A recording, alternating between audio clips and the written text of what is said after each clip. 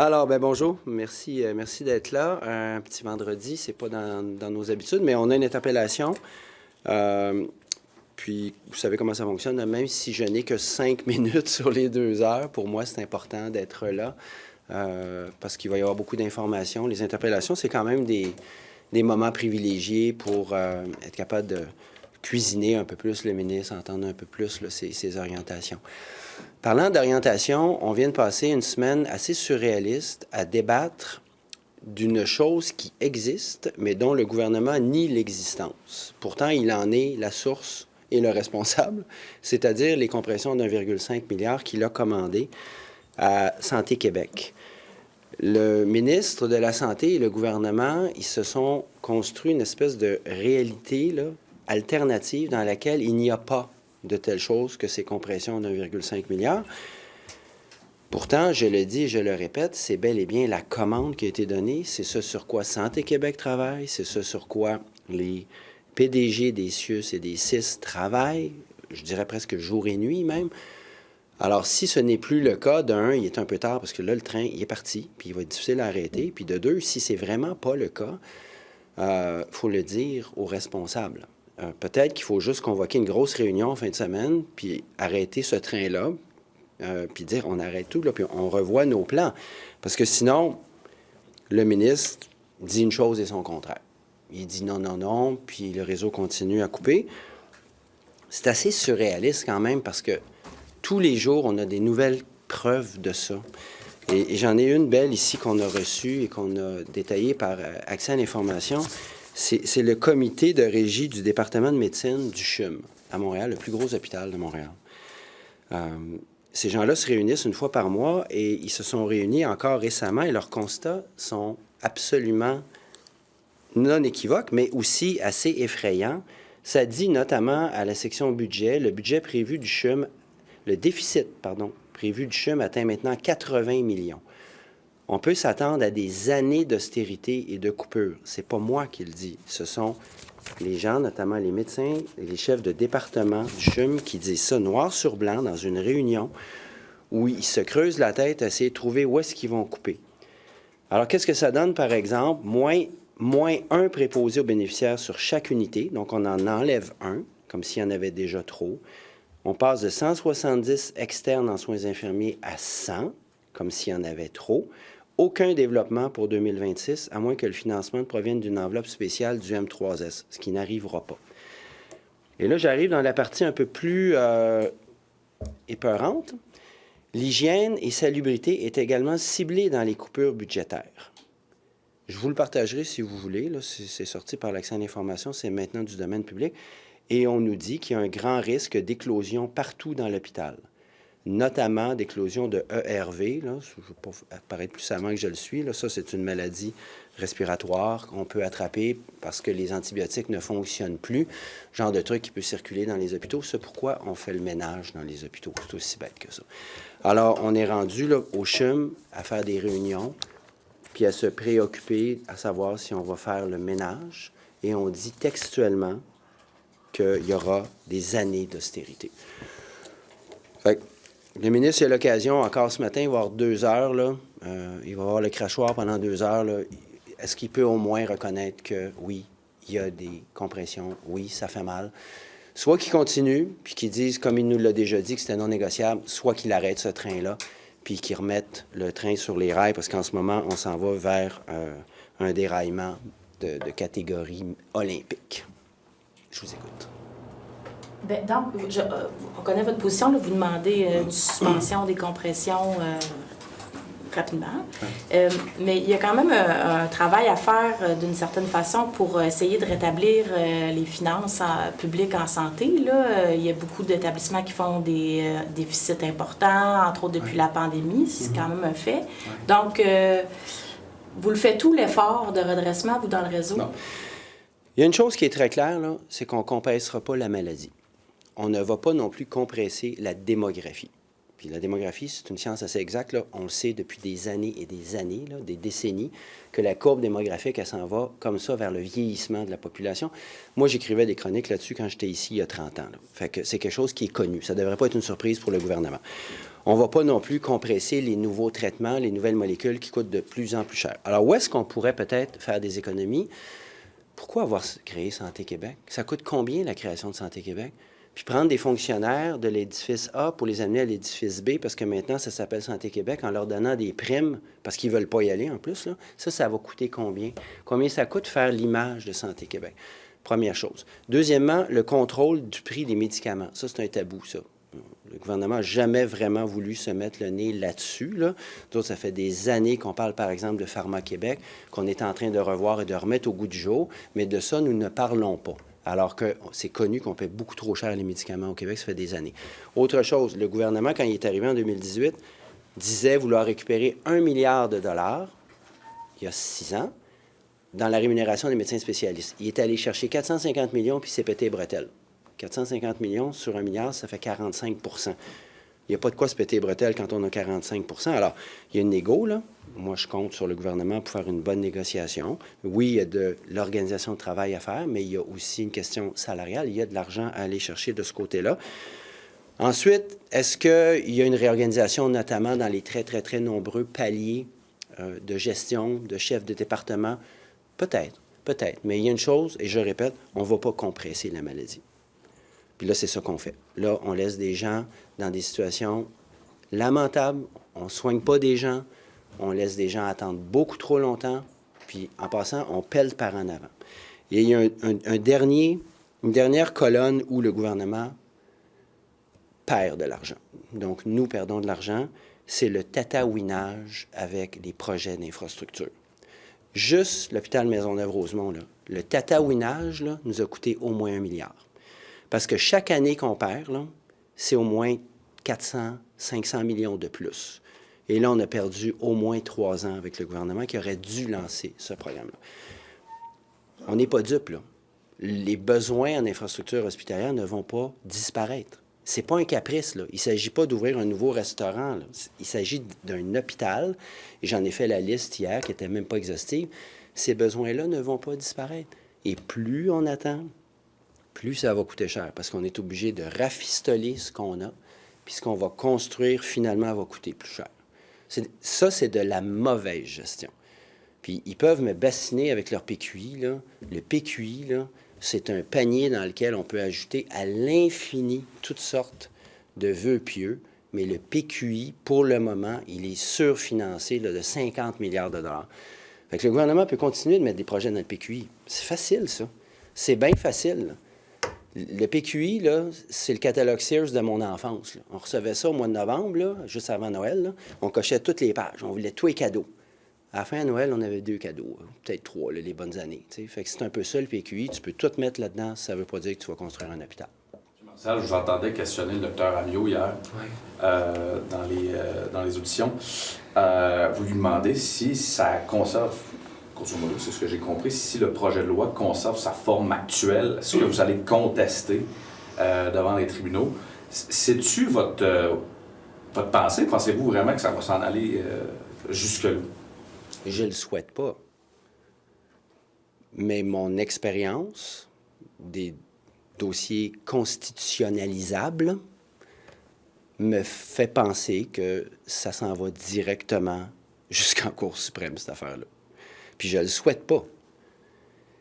Mais il y a des mots très durs qui ont été prononcés hier, notamment par le directeur général de la Fédération des résidents, qui parle d'attaques attentatoires aux droits fondamentaux. Moi, j'entends ça, j'ai l'image de la Cour suprême qui me vient en tête immédiatement. Puis effectivement, il y a des sections de ce projet de loi qui pourraient être assurément débattues devant les tribunaux. Bon, cela dit, moi, je ne suis pas juriste. Je vous dis juste que les gens qui sont venus hier nous ont tous dit qu'il y a un os juridique avec ce projet de loi-là. Est-ce que ça pourrait faire en sorte, parce qu'on avait compris au début que, bon, les partis d'opposition, grosso modo, étaient derrière le principe. Oui. Est-ce que ça pourrait faire virer votre capot de bord? Je me réserve le droit, effectivement, de voter contre ce projet de loi-là. J'en suis pas là. On commence tout juste, puis la bonne foi se présume. On n'a même pas fini encore les auditions. Après ça, on va l'étudier article par article. Mais il y a deux choses ici, le principe et la finalité. Je suis d'accord avec le principe que les médecins devraient travailler au public. Je suis d'accord avec le principe que le privé ne devrait pas exister, sauf dans de rares exceptions au Québec. Mais est-ce que c'est le bon outil? Est-ce que c'est la bonne façon de faire? Hier, on a eu 5 groupes, là, et probablement les plus importants, ou parmi les plus importants dans la pratique médicale au Québec. Ils sont tous véhément contre. On ne peut pas faire comme si ça n'existait pas, ça. Alors, on va l'étudier, le projet de loi, mais ça a été dit, là, mais là, le ministre s'étonne de voir qu'il y a des médecins qui partent au privé. Ben oui, mais c'est pas une grande surprise. C'est comme si le ministre des Finances s'étonnait de voir qu'il y a plein de monde qui ne paye plus leurs impôts alors qu'il aurait lui-même créé des échappatoires fiscaux. C'est le ministre qui a ouvert la porte vers le privé et il continue de donner des permis pour des CMS, il continue de vanter le privé. Puis en disant aux jeunes médecins, tu es obligé de faire 5 ans, on dirait que c'est un service militaire, puis tu es obligé d'y aller. Alors que ces jeunes-là, ils veulent y aller, ils veulent juste avoir des conditions de travail raisonnables, ils veulent juste qu'on les traite de façon humaine, de façon à faire leur travail correctement, être capable d'opérer quand ils sont chirurgiens, être capable de voir leurs patients plus que 3 minutes au téléphone quand ils sont omnis. Mais là, on les force en disant « tu vas devoir faire 5 ans ». Moi, je les comprends de se braquer. Je les comprends de se braquer. C'est pas eux le problème, hein? Mais Québec solidaire pourrait voter contre un projet de loi qui oblige les médecins à un contrat social de pratiquer 5 ans au public. Si on arrive à la conclusion définitive que c'est contre-productif, je me réserve tous les droits. Absolument. Absolument, c'est ma job. Vous avez vu ce qui se passe avec le maire Denis Coderre puis la course au PLQ ce matin? L'ex-maire. L'ex-maire, ouais. Parce que je vous regarde, puis des fois, je pense à la mairie de Montréal aussi, puis là, j'ai plein de questions, mais l'ex-maire de Montréal, candidat à la chefferie du PLQ. Qu'est-ce que vous pensez de toute cette affaire-là avec le PLQ? D'un, c'est le PLQ, hein, puis je suis pas membre du PLQ, je l'ai jamais été. Je connais pas leur statut et règlements. Je suis pas, moi, du genre à me réjouir du malheur des autres, mais non plus du genre à m'apitoyer quand ça me concerne pas. Je vais laisser le PLQ et M. Coderre prendre leurs décisions. Là. Je ne connais pas les tenants et aboutissants. C'est entre les mains, en ce moment, non seulement de la direction du PLQ, mais de ses membres et de ses militantes, ses militants. C'est pas moi qui va leur dire quoi faire ou quoi pas faire. Est-ce que selon vous, il faut savoir se retirer quand c'est le temps en politique? C'est Wayne Gretzky qui avait dit ça, hein, pour le sport. Ouais, moi, je pense que c'est une bonne idée de savoir quand se retirer. Parce que d'abord, en politique, on n'a pas toujours le contrôle sur tout. On n'a pas les leviers en main toujours, mais on a au moins ce levier-là de savoir quand on se présente ou quand on se retire. Puis la preuve a été faite qu'il y a des gens qui savent se retirer puis qui sont aujourd'hui très heureux, qui ont une nouvelle carrière ou une retraite agréable. Oui, moi, je pense que c'est important de savoir quand se retirer. C'est au moins aussi important que de savoir quand plonger. On vous a pas entendu hier sur le sondage qui a été publié dans Léger. Vous êtes maintenant derrière le Parti conservateur du Québec. Puis là, on a beaucoup parlé d'un plafonnement dans les intentions de vote. Là, il y a une diminution. Comment vous recevez ça? Je ne veux pas vous corriger, mais j'en ai parlé hier. Vous n'étiez peut-être pas là. Je veux juste vous prévenir, je vais dire la même chose. Pas de souci de cohérence. Et les sondages, ça va, ça vient. Moi, je suis un grand partisan du réalisme. Je critique le gouvernement quand il tombe dans le déni. Alors, je critiquerais mon parti et mes collègues si nous faisions de même. On n'a pas eu une bonne année 2024, c'est clair, c'est clair. À nous de redresser la barre, à nous de faire le travail. Il y a une chose que je sais, c'est que le groupe parlementaire auquel j'appartiens fait un excellent travail ici. Est-ce qu'on a besoin d'en faire plus? Est-ce qu'on a besoin de faire mieux? Est-ce qu'on doit faire connaître un peu plus notre travail aussi? En tout cas, il y a une chose que je sais, c'est que des crises internes dans un parti, ça n'a jamais fait monter personne dans les sondages. Mais mes collègues et moi sommes des gens raisonnables, réalistes, majeurs et vaccinés. On a vu ce qui s'est passé, on a pris acte, puis là, on continue notre travail. Est-ce que ce genre de résultat-là alimente votre réflexion Non. sur votre avenir? Non, pas du tout, pas du tout. Non, puis je l'ai dit hier, mais quand je me suis lancé en politique, il y a maintenant 7 ans, à peu près ce temps-ci de l'année d'ailleurs, en 2018, je m'en souviens, c'était un magnifique printemps, je pense qu'on était à 7 % des sondages. QS était à 7 % des sondages. J'avais fait le pari assez fou de me présenter contre le chef du Parti québécois et chef de l'opposition officielle dans un comté qui était détenu par le Parti québécois depuis un quart de siècle. Il y a bien du monde qui pensait que je n'avais fumé du monde.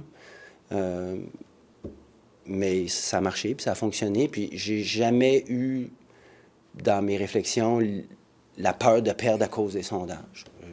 J'avais confiance en mes moyens, j'avais confiance envers les gens qui m'accompagnaient.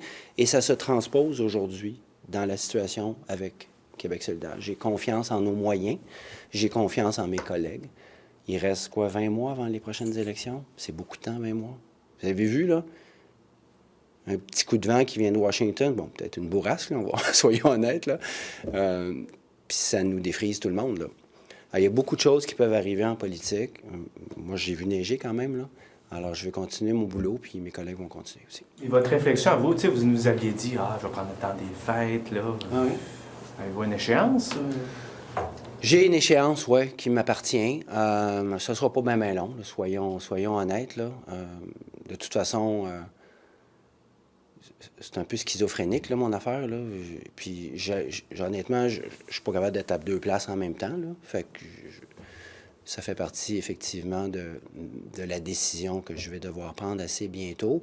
Puis je pense que je dois ça aussi à mes collègues du caucus. J'ai dit à Rouba, parce qu'on s'est rencontrés avant la session, que ça ne serait pas très long, puis que je prendrais la meilleure décision. Mais il importe aussi pour moi de le faire de la meilleure façon. Peut-être une petite dernière question pour moi, là. Juste pour vous. Oui, bien pour tout le monde, en réalité. Vous pouvez les utiliser sans problème. Le PQ qui a voté contre une motion hier à l'Assemblée nationale, c'est le seul parti concernant la montée de l'homophobie. Vous êtes très critique là, en la matière sur le sujet sur les réseaux sociaux, puis ça se promène pas mal. Ouais. Comment vous interprétez là, cette abstention ou ce vote contre, en réalité, J'ai pas compris. De cette motion-là? Bien, soyons factuels, ils n'ont pas voté contre, ils se sont abstenus. Mais j'ai pas compris. Moi, j'avais pas mal pris pour acquis hier en appuyant sur le bouton vert que tout le monde allait appuyer sur le même bouton. On a vu 3 taches de gris apparaître à l'écran. J'avoue que j'ai pas compris, mais c'est pas moi qui vais vous l'expliquer. Merci. Merci tout le monde. Merci, M. Marcel. Merci. Bonne journée.